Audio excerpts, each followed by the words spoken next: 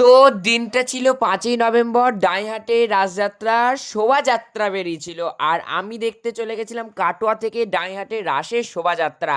আর মানে শোভাযাত্রা দেখবো কি, মানুষ দেখতে গিয়েছি, মানুষের মাথা ছাড়া আর কিছু দেখা যাচ্ছে না। মানে আর কিছু না, লাইটিংয়ের কাজ তো দুর্দান্ত ছিল, আর কিছু বলা নাই। ভিড়ে পুরো টিপে গেছি, রোগা মানুষ বলে বেঁচে ফিরে এলাম এই যাত্রায়।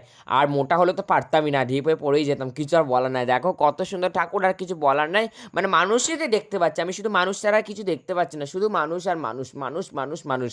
দেখো এলো আমাদের ডাইহাটে, তারপর কত সুন্দর সুন্দর যে আলো, আর কি বলবো, মানে পুরো খিদেও পেয়ে গেছে।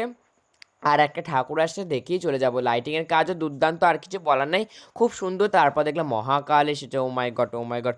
তারপর দেখছি কি, ও মাই গড, মহাদেবের চুল খুলে গেছে, চুল লাগাতে ব্যস্ত মহাদেব। মহাদেবের চুল লাগানো দেখে তো আমি ভয়ে বাড়ি চলে এলাম, যাতে মহাদেব না চলে আসে। আমি তো কাটোয়া কাটোয়া যাওয়ার জন্য রওনা দিয়ে দিলাম।